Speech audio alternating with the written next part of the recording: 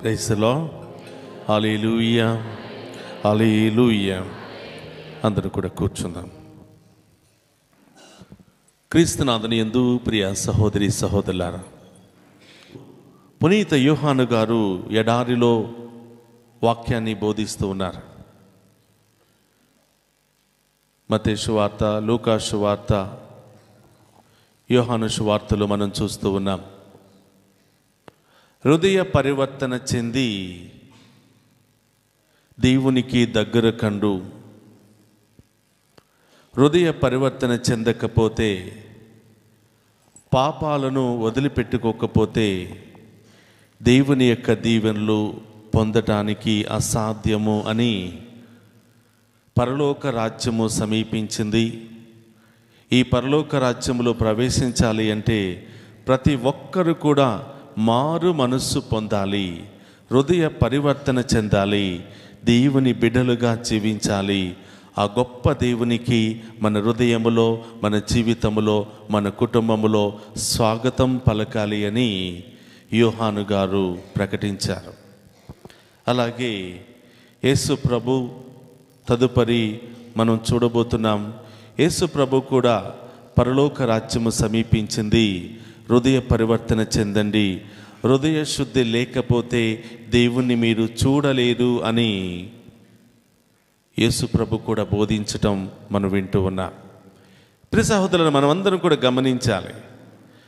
ప్రతి దైవ సేవకుడు కూడా ఇదే బోధిస్తూ ఉన్నాడు, హృదయ పరివర్తన చెందండి అని. కొత్త ఇల్లు కట్టుకోండి, కొత్త ఉద్యోగం తెచ్చుకోండి,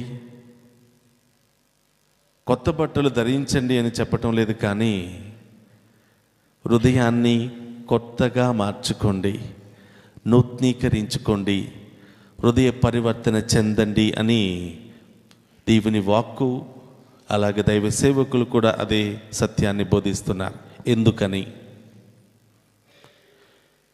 it's very easy to change everything.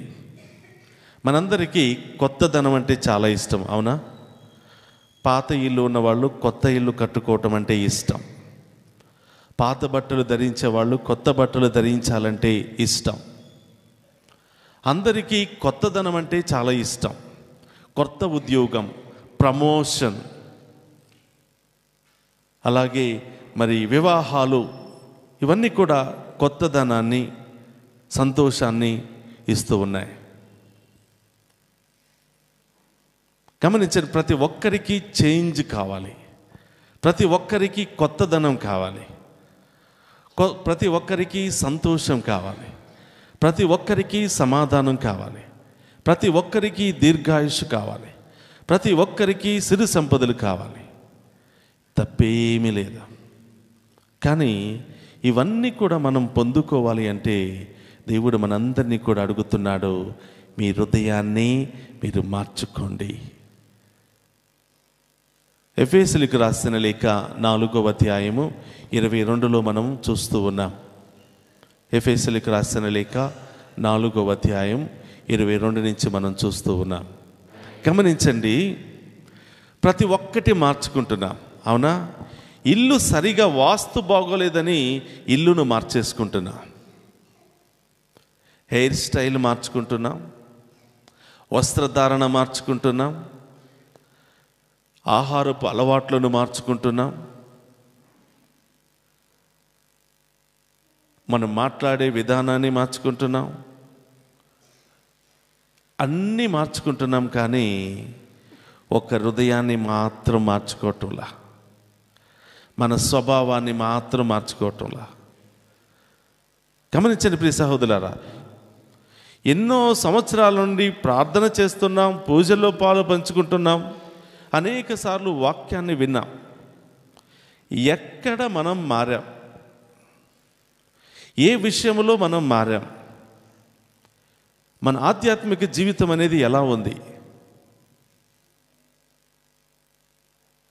మనం మాట్లాడే విధానం ఎలా ఉంది? ప్రార్థన చేస్తున్నాం, తండ్రి నాకు అది కావాలి, ఇది కావాలి అని అడుగుతూ ఉన్నాం. బయటికి వెళ్ళగానే అదే పాత స్వభావం, అవే పాపపు మాటలు, అవే పాపపు ఆలోచనలు, వాళ్ళ గురించి వీళ్ళ గురించి చెడుగా మాట్లాడుకోవటం. లేనిపోని విషయాలు మాట్లాడుకోవటం, సంతోషంగా సమాధానంగా ఉన్న వాళ్ళను డిస్టర్బ్ చేయటం.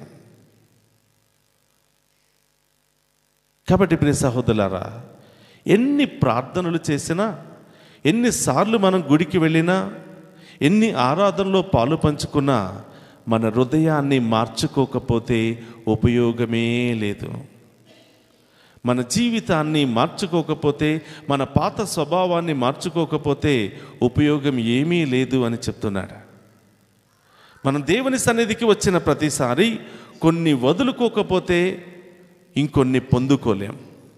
వదులుకోవలసిన వాటిని వదులుకోకపోతే పొందుకోవలసిన దీవెనలు మనం పొందుకోలేం.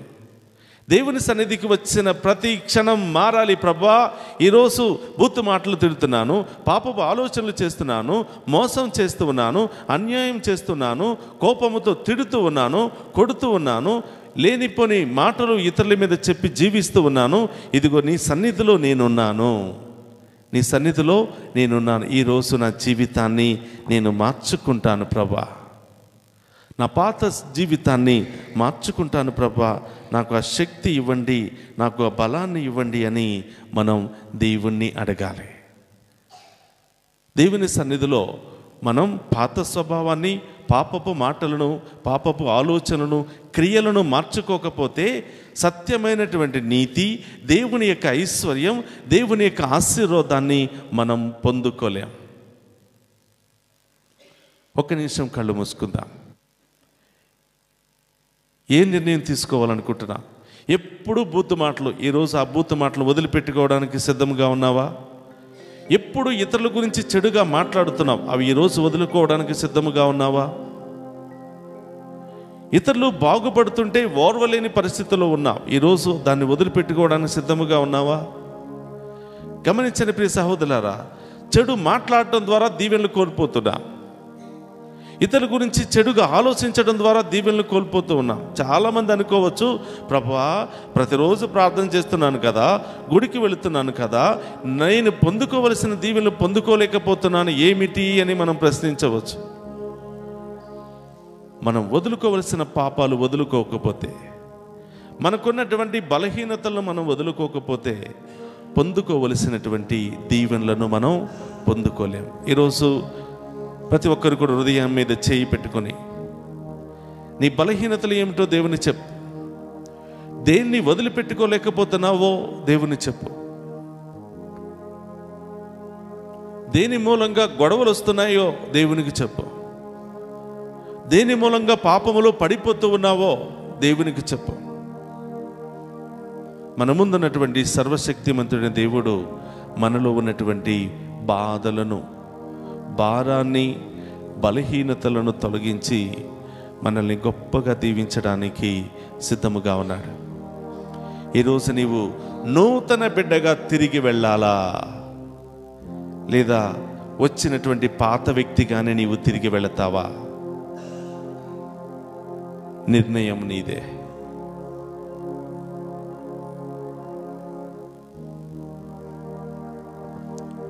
నీ మీదే, నువ్వు తీసుకున్న నిర్ణయం మీదే నీ జీవితం కూడా ఆధారపడి ఉంది.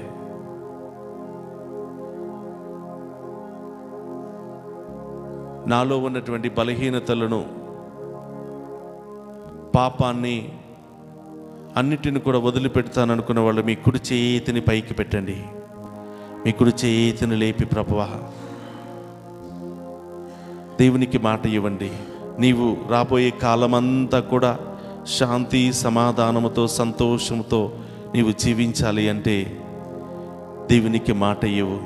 అందరూ నా తర్వాత చెప్పండి, ప్రభువా నేను పాపిని, నా పాపములను క్షమించండి, నా పాపములను క్షమించండి, నా బలహీనతలను తొలగించండి, నా బలహీనతలను తొలగించండి. ఏమి చేయాలో అది చేయలేకపోతున్నాను, ఏమి చేయాలో అది చేయలేకపోతున్నాను, ఏమి వదులుకోవాలో వాటిని వదులుకోలేకపోతున్నాను, ఏమి వదులుకోవాలో దాన్ని వదులుకోలేకపోతున్నాను, ఏమి చెయ్యకూడదు అదే చేస్తూ ఉన్నాను, ఏమి చెయ్యకూడదో అదే చేస్తున్నాను, ఏమి మాట్లాడకూడదో అదే మాట్లాడుతున్నాను, ఏమి మాట్లాడకూడదో అదే మాట్లాడుతున్నాను. ఏమి చూడకూడదో అదే చూస్తూ ఉన్నాను.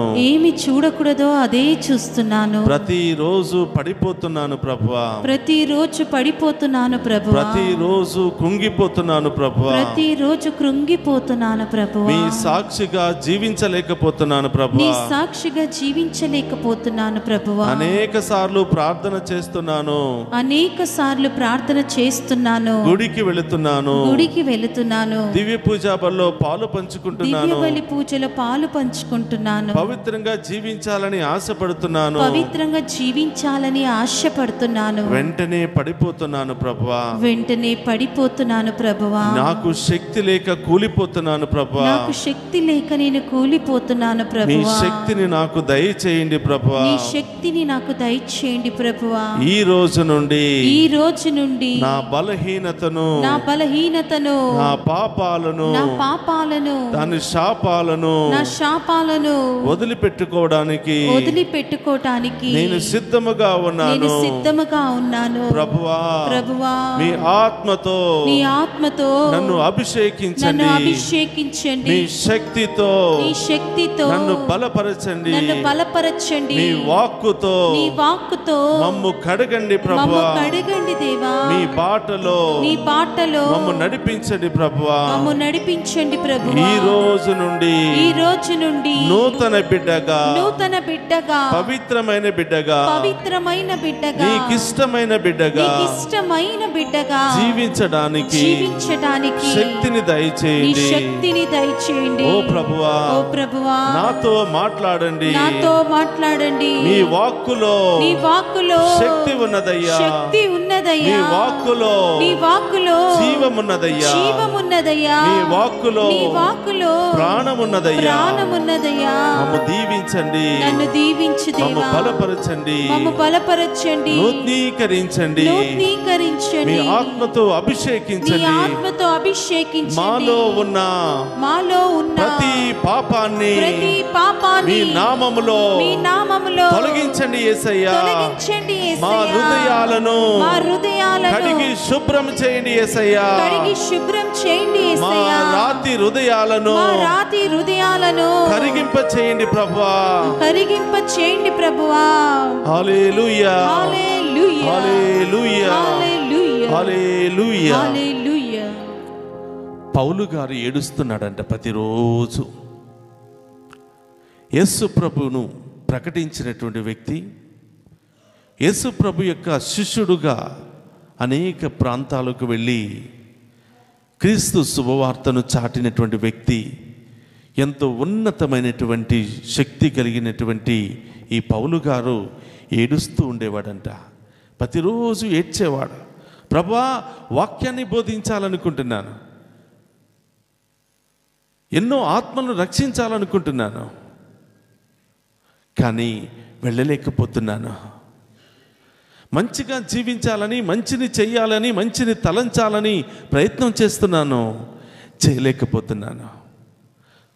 ప్రార్థించాలి, చేతులు రెండు ఆకాశం వైపు లేపి ప్రార్థించి మీ శక్తిని పొందుకోవాలనుకుంటున్నాను, పొందుకోలేకపోతున్నాను ప్రభా. ఏం చెయ్యాలో అది చేయలేకపోతున్నాను, ఏం చెయ్యకూడదో అదే చేస్తున్నాను ప్రభా. నీ శక్తిని మాకు దయచేయమని రెండు చేతులు పరలోకం వైపు ఎత్తి ఆ దేవుణ్ణి ప్రార్థించేవాడంట పౌలు గారు. దేవుని దర్శనాన్ని చూసినటువంటి వ్యక్తి,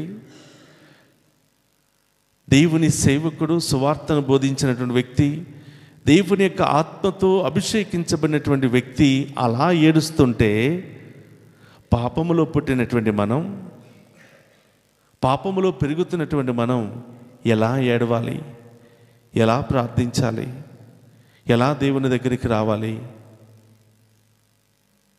కాబట్టి ప్రియ సహోదరులారా, వాక్యం వినటం ద్వారా దేవుని దగ్గరికి రావటానికి అవకాశం మనందరికీ కూడా దొరుకుతూ ఉంది. Praise the lord.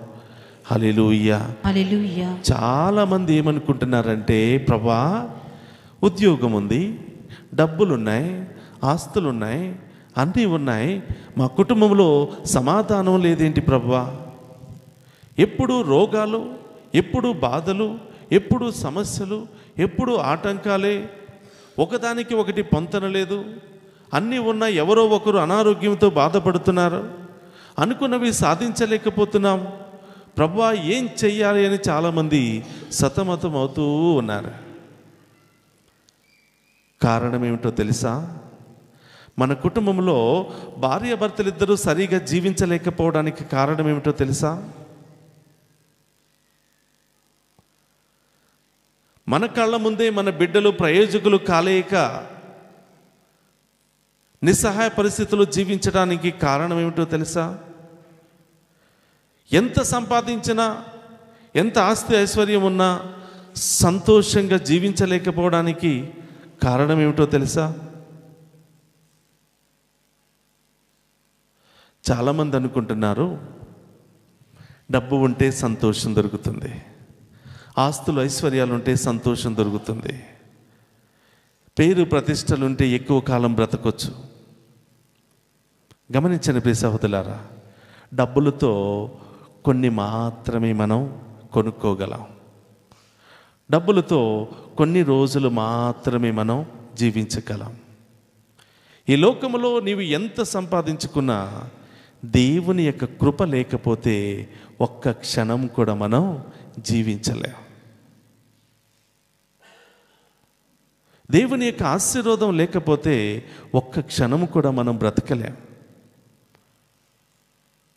చాలామంది ఏం చేస్తారంటే జ్వరం వచ్చినా, ఏ సమస్య వచ్చినా, ఏ వ్యాధి వచ్చినా పరిగెత్తుకుని డాక్టర్ దగ్గరికి వెళతారు. ఏమనుకుంటారంటే డాక్టర్ ఎంత డబ్బైనా పర్వాలేదు, మీరు చికిత్స చేయండి అని అంటూ ఉంటారు.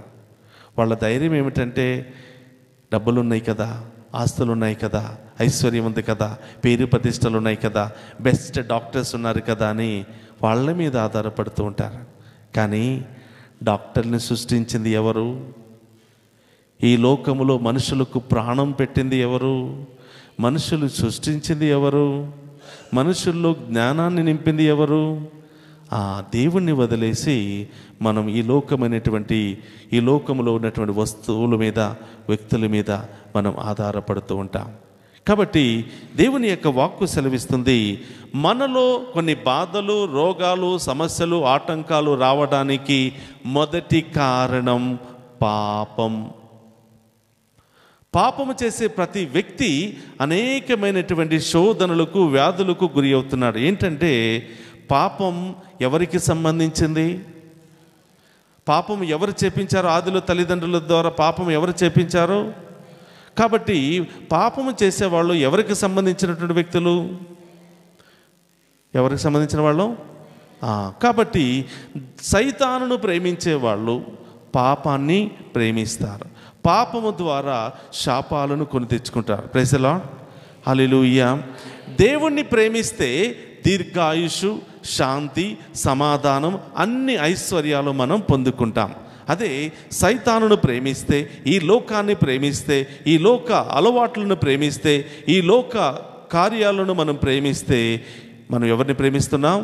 సైతానును ప్రేమిస్తున్నాం. సైతానుడు మనకి ఏమిస్తాడు? గిఫ్ట్గా ఏమిస్తాడు? రోగాలు ఇస్తాడు, బాధలు ఇస్తాడు, సమస్యలు ఇస్తాడు, ఆటంకాలు ఇస్తాడు, అనేకమైనటువంటి వ్యసనాలను కూడా మనకి ఇస్తాడు. ఇది ఫాదర్ భాగ్యరాజు కల్పించి చెప్పేది కాదు. రోమిలకు రాసిన లేఖ 6వ అధ్యాయము 23వ వచనములో మనం చూద్దాం. రోమిలకు రాసిన లేఖ 6:23వ వచనములో, ప్రతి దానికి ఒక వేతనం. కష్టపడి ఉదయం నుంచి సాయంత్రం వరకు పని చేస్తే మనకేమొస్తుంది? ఏమొస్తుంది చెప్పాలి. చాలామంది డ్యూటీలకు వెళ్తున్నారు, అవునా? కష్టపడి ఉదయం నుంచి సాయంత్రం వరకు పొలంలో పని చేస్తే మనకేమిస్తారు? వేతనం ఇస్తారు, డబ్బులు ఇస్తారు, అవునా? అలాగే కష్టపడి పాపం చేస్తే ఏమొస్తుందో, సైతానుడు ఏమిస్తున్నాడో ఒకసారి మనం చూద్దాం. పాపము యొక్క వేతనం మరణం. చాలామంది అనుకోవచ్చు, చాలాసార్లు నేను పాపం చేశాను కదా, మోసం చేశాను కదా, అబద్ధాలు ఆడాను కదా, అన్యాయంగా బిజినెస్లో డబ్బులు సంపాదించాను కదా, ఇంకా చచ్చిపోలేదేంటి అని మనం చాలామంది అనుకోవచ్చు. మరణం అనేది ఒకేసారి మన జీవితంలో ప్రవేశించదు. క్రమేపీ భార్యాభర్తలు ఇద్దరు కూడా సంతోషంగా జీవిస్తున్నారు. భర్త బయటికి వెళ్ళాడు, ఎవరినో మోసం చేసి డబ్బులు సంపాదించి తీసుకుని వచ్చాడు. ఆ డబ్బులు, ఆ పాపపు డబ్బులు నీవు ఇంటిలో పెట్టిన దగ్గర నుంచి సైతానుడు నిన్ను వెంటాడుతుంటాడు. ఏ విధంగా వెంటాడుతుంటాడంటే, నీవేమనుకుంటావంటే కష్టపడి డబ్బులు సంపాదించిన భార్యకి ఏదో కొనాలనుకుంటావు, కానీ ఆ పాపపు డబ్బులతో వచ్చినటువంటి పాపము ద్వారా, ఆ పాపపు డబ్బుల ద్వారా నీ కుటుంబంలోనికి ఏం ప్రవేశిస్తుంది? సైతానుడు ప్రవేశిస్తాడు. అప్పటి నుంచి ప్రేమగా మాట్లాడే భార్య, రాగానే పలకరించే భార్య ముఖం మార్చుకుంటుంది, చేదరించుకుంటుంది. ఈ విధంగా క్రమేపీ ఈ యొక్క మరణం అనేది మన జీవితంలో, మన కుటుంబంలో ప్రవేశిస్తుంది. మనస్పర్ధాల ద్వారా ప్రవేశిస్తుంది, రోగాల ద్వారా ప్రవేశిస్తుంది, గొడవల ద్వారా ప్రవేశిస్తుంది, అనేక ఆటంకాల ద్వారా ప్రవేశిస్తుంది, అనేక అవమానాల ద్వారా ప్రవేశిస్తుంది. ఈ విధంగా మన కుటుంబంలో ప్రవేశించి కుటుంబాన్ని నాశనం చేసేంత వరకు అది వదిలిపెట్టదు. కాబట్టి ప్రియ సహోదరులారా, పాపము పాపానికి బానిసలైనటువంటి వ్యక్తులమైన మనం అనేక బాధలు, సమస్యలు, వేదనలు కొని తెచ్చుకుంటూ ఉన్నాం. కానీ దేవుడు చెప్తున్నాడు, పాపము చేస్తే ఇదిగో ఇది సమస్యలు, కానీ నాతో జీవిస్తే, నా బిడ్డలుగా జీవిస్తే ఏమిస్తానంటున్నాడు? శాశ్వతమైన జీవితం, సంతోషమైనటువంటి జీవితం, ఆనందమైనటువంటి జీవితం. ప్రైజ్లా, హల్లెలూయా. ఎంతమంది ఎక్కువ సంవత్సరాలు బ్రతకాలనుకుంటున్నారో చేతుల పైకి లేపండి. ఎంతమంది ఎక్కువ సంవత్సరాలు బ్రతకాలనుకుంటున్నారో చేతుల పైకి లేపండి. తప్పేమీ లేదు, అందరూ బ్రతకాలని ఆశపడతాం, అవునా? ఎన్ని రోజులు బ్రతుకుతామో తెలియదు, కానీ ఆశ కలిగిన వాళ్ళ చేతుల పైకి లేపండి. ఏమ్మా, మీకు ఎక్కువ రోజులు బ్రతకాలని లేదా? మన చేతుల్లో లేదమ్మా, కానీ దేవుని చేతుల్లో ఉంది. కాబట్టి చేతుల పైకి లేపండి. ప్రైజ్ ది లార్డ్, హల్లెలూయా, హల్లెలూయా, హల్లెలూయా, హల్లెలూయా. మిమ్మల్ని చూస్తే నాకు చాలా సంతోషం అనిపించింది. చక్కగా పాప సంగీతనాలు, చాలామంది కొన్ని విచారణలకు వెళితే కన్ఫెషన్ అనేది ఫ్యాషన్ అయిపోయింది. బట్ మీ ప్యారిష్లో చాలామంది దాహంతో ఉన్నారు, చాలామంది పాప సంగీతం చేయాలి అని దాహంతో ఉన్నారు. Praise the Lord. దేవుడు మేమందరినీ గొప్పగా దీవించును గాక. గట్టిగా చప్పట్లు కొడదామా? చాలామంది చేతులు పైకి లేపడానికి సిగ్గుపడుతున్నారు, అవునా? ఎందుకు చేతులు పైకి లేపాలి? ఎందుకు లేపాలి చేతులు పైకి? మీకు ఒక 1000 రూపాయలు అప్పు కావాలి, అవునా? మరి ఎవరి దగ్గరికి వెళ్తారు? దేవుడి దగ్గరికి వెళ్తారా? ఎక్కడికి వెళ్తారు? మనుషుల దగ్గరికి వెళ్తారు. వెళ్ళి ఎలా అడుగుతారు? అయ్యా, ఒక 1000 రూపాయలు ఉంటే ఇవ్వండి అని చేతులు ఎక్కడికి చాస్తారు? ముందుకు చాస్తాం, ముందుకు పెడతాం. ఎందుకంటే నీ ముందు ఉంది ఎవరు? నీ ముందు ఉంది ఎవరు? మనుషులు, డబ్బులు ఇచ్చే మనుషులు, అవునా? కానీ చేతులు పైకి లేపినప్పుడు ఎవరిని అడుగుతున్నాం మనం? ఎవరిని సహాయం అడుగుతున్నాం? పరలోకములో ఉన్నటువంటి దేవుని సహాయం అడుగుతున్నాం. ప్రైజ్ ది లార్డ్, హల్లెలూయా. కాబట్టి చేతులు పైకి లేపడాన్ని మనం నేర్చుకోవాలి. మనుషుల మీద కాకుండా దేవుని మీద ఆధారపడటం మనం నేర్చుకోవాలి. ప్రైజ్ ది లార్డ్, హల్లెలూయా, హల్లెలూయా. చేతులు పైకి లేపితే ఏం జరుగుతుందో తెలుసా? ప్రభు ముందు మోకరించి చేతులు పైకి లేపి నీవు ప్రార్థిస్తే ఏం జరుగుతుందో తెలుసా? నీవు మోకరించగానే, నీవు చేతులు పైకి లేపగానే ఎవరు నీ ముందు నిలబడతారు? ఎవరు నిలబడతారు? దేవుడే నీ ముందు నిలబడతాడు. నిలబడి ఏం చేస్తాడు? ఏం చేస్తాడు? ఆయన కోసం ఎత్తినటువంటి చేతులున్నాయే, వాటిని పట్టుకుని నీవు ఉన్నటువంటి స్థలము నుండి ఉన్నతమైనటువంటి స్థాయికి మనల్ని చేరుస్తాడు. కావలసిన వాళ్ళు గట్టిగా చప్పట్లు కొడతారా?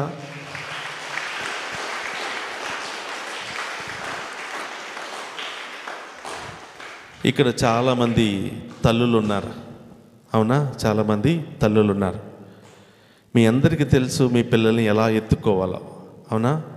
పిల్లలు ఏడ్చి చేతులు అమ్మా నన్ను ఎత్తుకోమని ఏం చేస్తారో చేతులు పైకి పెడతారు, అంతేకాని నన్ను ఎత్తుకో అంటారా? అమ్మ ఎత్తుకోవాలంటే పిల్లలు ఏం చేస్తారు? చేతులు పైకి చేస్తారమ్మా నన్ను ఎత్తుకో అని చెప్తారు. అలాగే మనం దేవుని ముందు, దేవుని సన్నిధిలో కూడా చేతులు పైకి లేపి ప్రభా నన్ను ఎత్తుకోవా, ప్రభా నన్ను ఓదార్చవా, ప్రభా నన్ను దీవించవా అని చేతులు పైకి లేపి దేవుని మీద ఆధారపడటం మనం నేర్చుకోవాలి. Praise the Lord. హల్లెలూయా, హల్లెలూయా, హల్లెలూయా. ఎందుకంటే ప్రియ సహోదరులారా, ఉదయం లేచిన దగ్గర నుంచి సాయంత్రం నిద్రపోయేంత వరకు దేవుని మీద ఆధారపడటం నేర్చుకోవాలి. ఇక్కడ చాలామంది చెప్పారు మన ప్రాణం మన చేతుల్లో లేదు. అయితే ఎవరి చేతుల్లో ఉంది? దేవుని చేతిలో ఉంది. ఎందుకంటే ప్రాణం ఎక్కడి నుంచి వచ్చింది? ఆయన దగ్గర నుంచి వచ్చింది. కాబట్టి మన యొక్క ప్రాణం, ఆయుష్ కూడా ఆయన చేతుల్లోనే ఉంది. ఆయన చేతుల్లో ఉన్నటువంటి ప్రాణం కలకాలం దీర్ఘాయుష్తో భూమి మీద ఉంచాలంటే మనం ఆయనను ఆరాధించాలి. 84వ కీర్తన 10వ వచనంలో మనం చూస్తూ ఉన్నాం, అన్యుల ఇళ్లలో. అంటే అన్యులంటే ఎవరు? అన్యులంటే ఎవరు? ఏ దేవుణ్ణి నమ్మనటువంటి వ్యక్తులు, అవునా?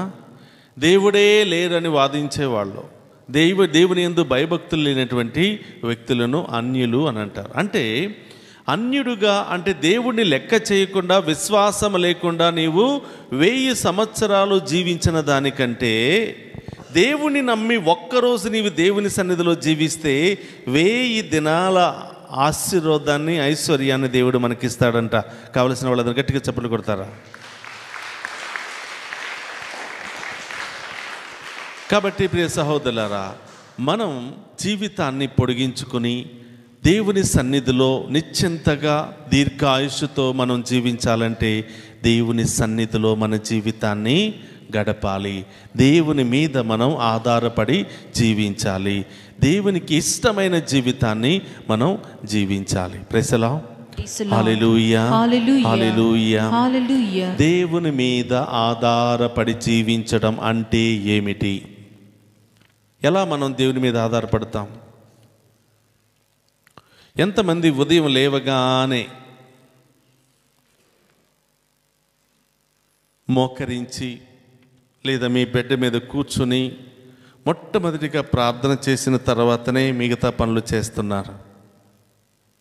ఎంతమంది ఉన్నారు? ఓకే. ఎంతమంది కుటుంబాలలో ప్రతిరోజు సాయంత్రం కానీ లేకపోతే ఏదో సమయంలో కుటుంబ ప్రార్థన ఉంది? ఎంతమంది కుటుంబాలలో?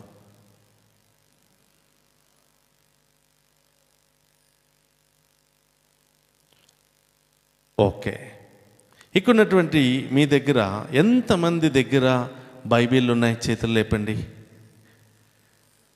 అమ్మ నేను ఇంటికాడ గురించి కాదు తల్లి అడిగింది, ఎంతమంది చేతుల్లో బైబిల్ ఉన్నాయి? చేతులు పైకి లేపండి. చేతులు బైబిల్ లేపండి. బైబిల్ పట్టుకోండి, బైబిల్ పట్టుకోండి. Praise the Lord. ఎక్కువ మెజారిటీ వాళ్ళు ఉన్నారు. దేవునికి స్తోత్రం. గట్టిగా చప్పట్లు కొడతారా?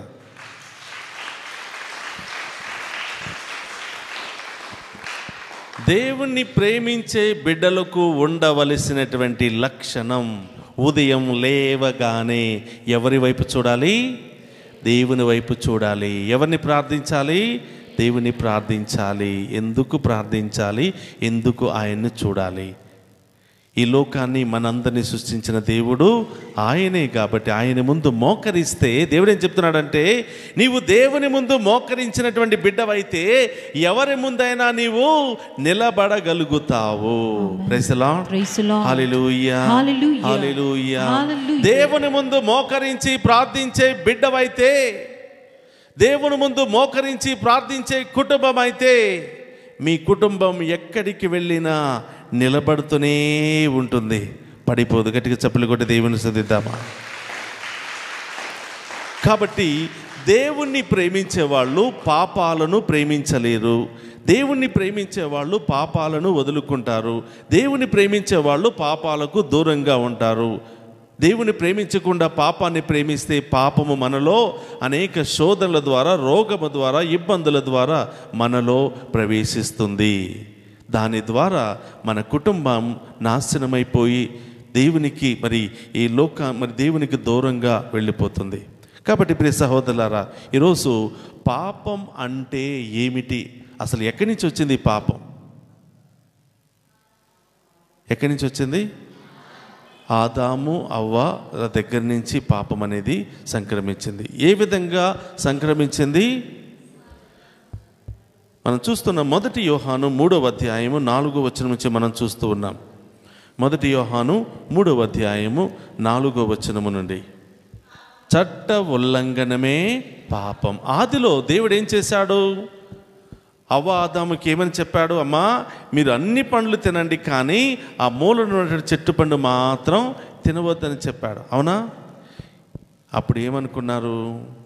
ఎందుకు ఆయన పండు తినవద్దని చెప్పాడు? ఎప్పుడైతే మనం ఎక్కువగా ఆలోచిస్తామో అక్కడ ఎవరు వస్తారు? పని పాట లేకుండా మనం ఎక్కువగా ఆలోచించినప్పుడు ఎవరు వస్తారు? సైతానుడు ప్రవేశిస్తాడు. ఈ విధంగా ఆలోచించటం ద్వారా వాళ్ళ మధ్యలో ప్రవేశించింది ఎవరు? సైతానుడు. ఏమన్నాడంటే, అమ్మా, ఎందుకు ఆలోచిస్తున్నారు? ఏమి ఆలోచిస్తున్నారు? నాకు తెలుసు. ఎందుకు ఆయన పండు తినవద్దన్నాడనా? ఎందుకు తినవద్దన్నాడో తెలుసా? మీరు గనక ఆ పండు తింటే మీరు కూడా దేవుళ్ళలాగా మారిపోతారు. కాబట్టి మీరు దేవుళ్ళలాగా మారటం ఆయనకి ఇష్టము లేదు అని చెప్పగానే వెంటనే వాళ్ళు ఆ పండును తిని దేవుని ఆజ్ఞను మీరి పాపం చేశారు. చాలాసార్లు ఏం జరుగుతుందంటే, మంచిని 10 సార్లు చెప్పినా ఎవరు వినరు. తల్లిదండ్రులు పిల్లలకు అరే అది చేయకూడదు నాన్న, అటు వెళ్ళకూడదు నాన్న అని చాలాసార్లు చెప్తారు, ప్రతిరోజు చెప్తారు. ఆ మాట వినరు.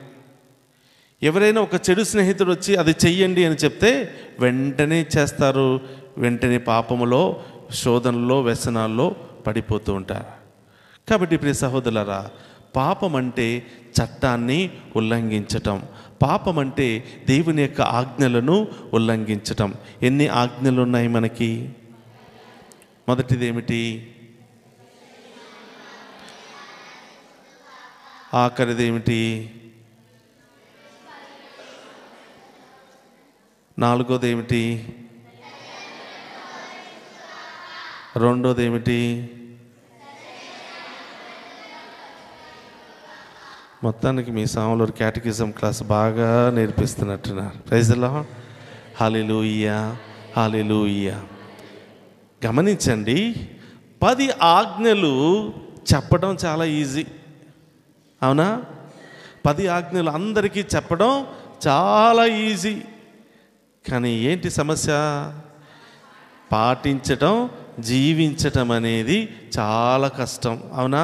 చాలామంది చక్కగా చిలకలాగా చెప్పారు. ఏంటి మొదటి ఆజ్ఞ ఏమిటి? చాలా బాగా చెప్పారమ్మా. ఇది మన జీవితంలో నిజమేనా? ఇది మన జీవితంలో నెరవేరుతుందా?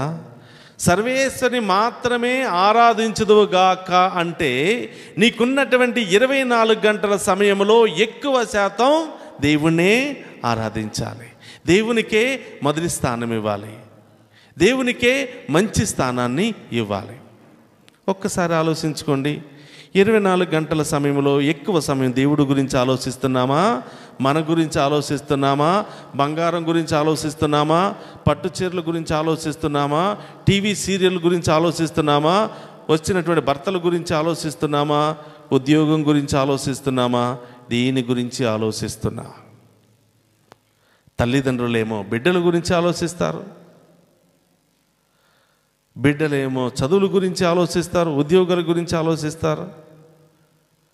ఉద్యోగం చేసుకునే వాళ్ళేమో జాబుల గురించి ఆలోచిస్తారు, ప్రమోషన్ గురించి ఆలోచిస్తారు. వివాహమైన వాళ్ళేమో బిడ్డల గురించి ఆలోచిస్తారు, సంతానం గురించి ఆలోచిస్తారు. సంతానం కలిగి ఉన్నటువంటి బిడ్డల గురించి ఏ స్కూల్లో పెట్టాలా, ఎక్కడ జాయిన్ చేయాలా, ఎక్కడ బెస్ట్ స్కూల్స్ ఉన్నాయా, దీని గురించి ఆలోచిస్తారు. బిడ్డలకు ఏం సంపాదించి పెట్టాలా, బిడ్డలకు ఏమి ఇవ్వాలా, బిడ్డలకు ఎంత ఆస్తులు ఇవ్వాలా అని తల్లిదండ్రులు ఆలోచిస్తూ ఉంటారు. గమనించండి ప్రియ సహోదరులారా, క్రైస్తవులుగా దేవుని బిడ్డలుగా మనం మన బిడ్డలకు ఇవ్వాల్సింది ఇహలోకమైన ఆస్తులు మాత్రమే కాదు, కానీ పరలోకానికి సంబంధించిన ఆస్తులను కూడా మన వాళ్ళకి ఇవ్వాలి. ఇహలోకమైన ఆస్తులను సంపాదించడంలో నీ జీవితం అంతా కూడా వృధా చేసి పరలోకమైన ఆస్తులు ఇవ్వడంలో విఫలమైపోయావంటే నీ బిడ్డలు నిన్ను శపిస్తారు. అయ్యో, ఆ రోజు అమ్మా నాన్న నన్ను గుడికి తీసుకుని వెళ్ళి ఉంటే ఇలా ఉండేది కాదేమో. ఈ నేటి పరిస్థితుల్లో అందరం కూడా మన బిడ్డలకు ఇహలోకమైన జ్ఞానం ఇవ్వటానికి ఎక్కువ ఆలోచిస్తూ ఉంటాం, ఇహలోకమైన ఆస్తులు ఇవ్వడానికి ఎక్కువ ఆలోచిస్తూ ఉంటాం. వాడు పుట్టగానే ఏ స్కూల్ బెస్టా అని చూస్తూ ఉంటాం. తప్పు లేదు, ఇవ్వండి, మంచిదే. బిడ్డలు ప్రయోజకులు కావాలి, మరి గొప్ప వాళ్ళుగా కావాలి, తప్పు లేదు. దానికంటే ముందు ఏమివ్వాలి? దేవుని యొక్క జ్ఞానాన్ని ఇవ్వాలి. చాలాసార్లు విచారణ గురువు అనౌన్స్ చేస్తూ ఉంటాడు, దయచేసి తల్లిదండ్రులు గమనించండి, మీ పిల్లలను క్యాటగిజం క్లాస్కి పంపించండి అని చెప్తే ఆదివారం ఒక్కరోజు 2-3 గంటలు లేదా 1 గంట క్యాటగిజం క్లాస్కి పంపించండి అని విచారణ గురువు అడిగితే మీరేం చేస్తారు? మా అబ్బాయికి ట్యూషన్ ఉందండి, మా అమ్మాయికి ట్యూషన్ ఉందండి, వచ్చే వారం వస్తాడండి, వాడు అలసిపోయాడండి అని గుళ్ళో నుంచి లాక్కుని మరి తీసుకుని వెళ్తారు. ఏం చేస్తున్నావు తెలుసా? నీ బిడ్డ జీవితాన్ని నీవే నాశనం చేస్తున్నావు. నీ బిడ్డను దేవునిలో పెరగకుండా వాడి జీవితాన్ని నీవే నాశనం చేస్తున్నావు. ఇలా ఈ లోకానికి సంబంధించింది ఏది అడిగితే అది ఇస్తున్నావు. ఎలాంటి బట్టలు కావాలంటే అలాంటి బట్టలు ఇస్తున్నావు. వాడు 6వ తరగతి, 3వ తరగతి, 6వ తరగతి, 7వ తరగతి, 9, 10 తరగతి ముగించడానికి ముందే వాడు బైక్ కావాలంటే బైక్ ఇస్తున్నా. చాలామంది తల్లిదండ్రులు ఏమనుకుంటున్నారంటే, నాకు ఒక్కడే కొడుకు కదా, ఒక్కడే కూతురు కదా, ఉన్నదంతా వాడి కోసమే కదా, I want to give the best అని చెప్పి అన్నీ ఇస్తున్నారు. ఈ లోకానికి సంబంధించినవన్నీ కూడా ఇస్తున్నారు. ఎంతవరకు ఇస్తున్నారంటే ఇచ్చి ఇచ్చి ఇచ్చి ఇచ్చి ఆ తీసుకుంటున్నటువంటి బిడ్డ కత్తి తీసుకుని నరికేంత వరకు ఇస్తున్నారు. పోయిన సంవత్సరం ఒక న్యూస్ పేపర్లో మనం చూస్తున్నాం. ఆర్మీలో పనిచేస్తున్నటువంటి తండ్రి లేక వాళ్ళకి ఒక బిడ్డ పుట్టాడు కదా అని అల్లారు ముద్దుగా బిడ్డను పెంచుతూ ఉన్నారు. హాలిడేస్లో తండ్రి ఇంటికి వచ్చాడు. 5-6 సంవత్సరాల ప్రాయంలో ఉన్నాడు. చాలా కాలం తర్వాత తండ్రి వచ్చి బిడ్డను తీసుకుని డాబా పైకి వెళ్ళి ఎత్తుకుని ఆడుకుంటూ ఉన్నాడు. ఈలోపు అదే సమయంలో ఆకాశంలో ఒక ఫ్లైట్ వెళుతుంది, ఒక విమానం వెళుతూ ఉంది. వెంటనే కుర్రవాడు ఆడుకునేవాడు ఆగిపోయి, డాడీ ఐ వాంట్ దట్ అని చెప్పాడు. ఆకాశంలో వెళుతున్నటువంటి ఆ విమానం నాకు కావాలి, నాకు తెచ్చి ఇస్తావా లేదా అని చెప్పాడు. అప్పుడు డాడీ చెప్పాడు, నాన్న అది పెద్దదిరా, అది మనకొద్దు, నేను చిన్నది వేరేది కొనిస్తానని చెప్పాడు. నో, నేను ఇప్పటి వరకు ఏది అడిగితే అది ఇచ్చావు, ఎంత కష్టమైనా కూడా ఇచ్చావు, ఇప్పుడు కూడా అది నాకు కావాలి అంటే అది కుదరదు నాన్న అని చెప్పగానే వెంటనే డాడీ దగ్గర ఉన్నటువంటి రివాల్వర్ తీసుకుని వెంటనే పేల్చేశాడు, వెంటనే కాల్చేశాడు. 5-6 సంవత్సరాల వయసులో ఉన్నటువంటి బిడ్డ. చాలామంది తల్లిదండ్రులు వాళ్ళ బిడ్డలకు బెస్ట్ ఇవ్వాలని ప్రయత్నిస్తూ ఇవ్వాల్సింది ఇవ్వకుండా మర్చిపోతున్నారు. మంచి స్కూల్ ఇస్తున్నారు, మంచి వాతావరణాన్ని ఇస్తున్నారు, ఏది కావాలంటే అది ఇస్తున్నారు, కానీ దేవుణ్ణి మాత్రం ఇవ్వటంలా, దైవ జ్ఞానాన్ని మాత్రం ఇవ్వటంలా. బాగా చదివిస్తున్నారు, బాగా ఉన్నతంగా చదివిస్తున్నారు. ఈ దేశాల్లో పనిచేస్తే సరిపోదు, మీకు వేరే దేశాల్లో పనిచేస్తేనే నా బిడ్డ వేరే దేశాల్లో పనిచేస్తున్నాడని ఆ దేశాలకు వెళ్ళేంత వరకు అప్పు చేసైనా కష్టమైనా కూడా చదివించి వేరే దేశాలకు పంపిస్తున్నాడు. వాడు అక్కడే ప్రేమించి స్థిరపడిపోయి ఇక్కడ అమ్మా నాన్న బ్రతికి ఉన్నారా లేదా అని కూడా తెలియకుండా జీవిస్తున్నారు. ఆ దేశంలో పనిచేస్తూ ఈ దేశంలో కష్టపడి పెంచి పెద్ద చేసి ఒక ఉన్నత స్థాయిలో ఉంచిన తల్లిదండ్రులని ఓల్డ్ ఏజ్ హోమ్లో పెడుతున్నారు. లేకపోతే పట్టించుకోకుండా అలాగే స్ట్రీట్ల మీద వదిలేస్తూ ఉన్నారు. బీటెక్, ఐటెక్, ఆటెక్, ఈటెక్ అన్ని చదివించి రోడ్ల మీద మిమ్మల్ని వదిలేంత వరకు వాళ్ళని చదివిస్తూ ఉన్నారు. 10 ఆజ్ఞల్లో 4వది తల్లిదండ్రులను నీవు గనక నీ బిడ్డను క్యాటగిజం క్లాస్కి పంపించినట్లయితే నీ బిడ్డకు తెలిసేది దేవుడి తర్వాత తల్లిదండ్రులను కూడా మనం ప్రేమించాలి అని తెలిసేది.